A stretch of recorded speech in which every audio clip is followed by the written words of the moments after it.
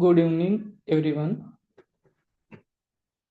हे two days Ayurveda NTT क्लासेसचं मराठीतलं सत्र आहे आणि 26व्या लेक्चरमध्ये आपलं सगळ्यांचं स्वागत आहे. मी डॉक्टर हितेश्वर लोणारे तुमच्याशी आता मागच्या लेक्चरच्या पुढचे जे पॉइंट्स आहेत ते कव्हर करण्यासाठी इथं उपस्थित आहे. ओके. हे लेक्चर प्री रेकॉर्डेड ह्या स्वरूपाचं असेल. संडे असल्यामुळं थोडं जरा जास्त वेळ आपण देऊया आणि आपला पहिला चॅप्टर संपूया. एक्झाम थोडं जरा सिलेबस कव्हर पण करायला पाहिजे. एक्झाम मार्च मध्ये आहे. हा जानेवारीच्या मिड म्हणजे जवळपास 12 तारीख आजची. ठीक आहे.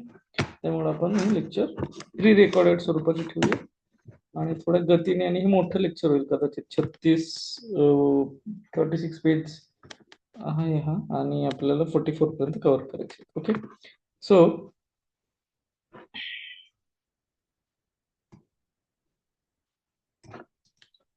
Methods of clinical teaching, bedside teaching, ह्यामधलं काही गोष्टी आपण शिकून घेतो. हे बेसिकली हेल्थ सायन्स मध्येच महत्वाचं आहे. Meaning and the scope of clinical teaching मध्ये clinical teaching refers to instructional method used in authentic practice setting where learners acquire knowledge, skills, attitudes, and professional behavior through the direct interaction with a real or simulated patients. आता mostly आपण real patient बघतो, simulated patient बघतो का नाही. मागच्या lecture मध्ये जे आपण अॅनाटॉमीज नावाचं सॉफ्टवेअर बघितलं होतं अॅनाटॉमीच्या शिक्षण करिता, त्याची मी लिंक आणि व्हिडिओ ग्रुपवर टेलिग्रामवर दोन्ही याच्यावर पाठवणार आहे. ठीक आहे. ते माझं राऊट केलं होतं, तर मी आज ते पाठवतोय. तर सगळ्यात पहिले की कॉन्टेक्स्ट काय काय लागतात बेडसाईड्स मध्ये. बेडसाईड्स पेशंट, त्यानंतर आउट पेशंट डिपार्टमेंट्स, वॉर्ड्स, वेगवेगळे वॉर्ड्स असतात आपल्याकडे, कम्युनिटी क्लिनिक्स असतात, स्किल लॅबोरेटरी आणि सिम्युलेशन सेंटर सुद्धा लागतात. कारण की आपण याच्यात काय म्हणलेलं आहे, either it is the direct interaction with the real or the simulated patient. तर याच्यात सिम्युलेटेड पेशंट सुद्धा येणार आहे. तुम्हाला जर असा प्रश्न विचारला की बेड साईड टीचिंग मध्ये सिम्युलेटेड पेशंट असतात की नाही, तर ते त्याचं उत्तर हो असं आहे. Clinical teaching is the core of professional education. मग ते कोणाकोणामध्ये असू शकतं, मेडिसिन शिकणाऱ्यांसाठी, नर्सिंग शिकणाऱ्यांसाठी, आयुर्वेदासाठी, डेंटिस्ट्रीसाठी आणि फिजिओथेरपीसाठी.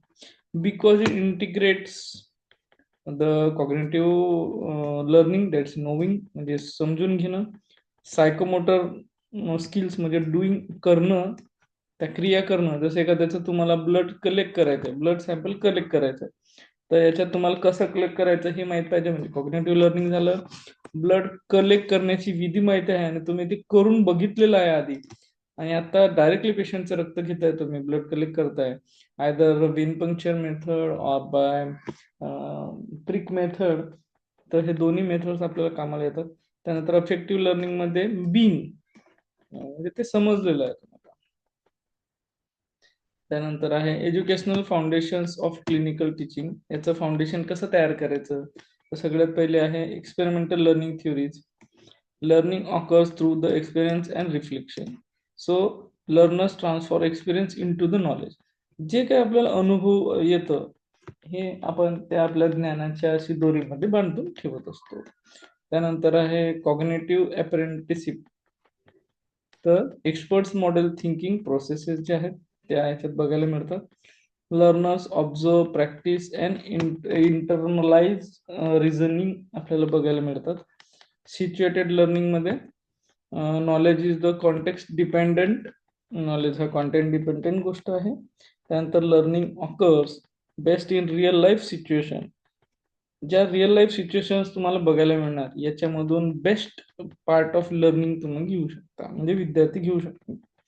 त्यानंतर कन्स्ट्रक्टिव्हिस्ट विजम. कन्स्ट्रक्टिव्हिजम मध्ये आपल्याला काय बघायला मिळतं, तर learner actually construct clinical meanings. जसं आता नील बाय माउथ, आता ही टर्मिनॉलॉजी मी तुम्हाला सांगतो.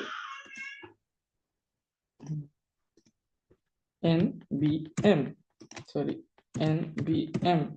तर नील बाय माउथ हे काय असतं एक्झॅक्टली, तुम्हाला कसं समजेल जेव्हा तुम्ही एखादं ऑपरेशन बघताय आणि ऑपरेशन मध्ये पेशंटला नील माउथ ठेवलं जातं, मग त्यानंतर त्याला लो एक्झामिनेशन केलं जातं आणि मग नंतर त्याला जनरल अनालिसिस दिलं जातं. म्हणजे जोपर्यंत तुम्ही रिअल लाईफ मध्ये तो पेशंट बघणार नाही तोपर्यंत तुम्हाला कळणार नाही की what is a nil by mouth. तुम्हाला वाटेल अरे कसं काय तो पेशंट 12 तास उपाशी असतो. ओके. सो ती प्रोसिजर आपल्याला तशी बघायला मिळते.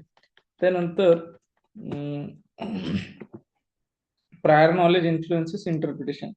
एखादं ऑपरेशन करायच्या आधी त्याचे जे स्टेप्स आहेत किंवा आर्टरीज आहेत, वेन्स फंक्शन आहे, प्लेक्सेस आहेत, त्याच्याबद्दलचे प्रायर नॉलेज तुम्हाला तेवढंच महत्वाचं आहे. जेणेकरून नंतर जेव्हा ते ऑपरेशन मध्ये तुम्ही प्रत्यक्ष बघाल, अरे नाही आता ही न बघा, इथं आपल्याला प्रिझर्व करायची आहे. ब्लड सप्लाय बघा, इथं असं असं प्लेक्सेस दिसत आहेत. So that interpretation requires the prior knowledge. Next, Nielsen emphasizes that the learning is the strongest when the students are actively engaged in authentic tasks. त्यानंतर characteristics of effective clinical bedside teaching. An effective clinical teaching session is learner centered, problem oriented, interactive, contextual, reflective and feedback rich. तर हे सगळे तुम्हाला which of the following is not असं एक प्रकारचं विचारू शकतात. The characteristic of effective clinical or bedside teaching. Learner centre असतं का? हो. प्रॉब्लेम ओरिएंटेड असतं का? हो. याच्यात रिअल लाईफ सिच्युएशनचे प्रॉब्लेम आपल्याला सोडवायचे असतात. त्यानंतर दुसरं आहे इंटरॅक्टिव्ह असतात का? हो. त्यानंतर कॉन्टेक्स्ट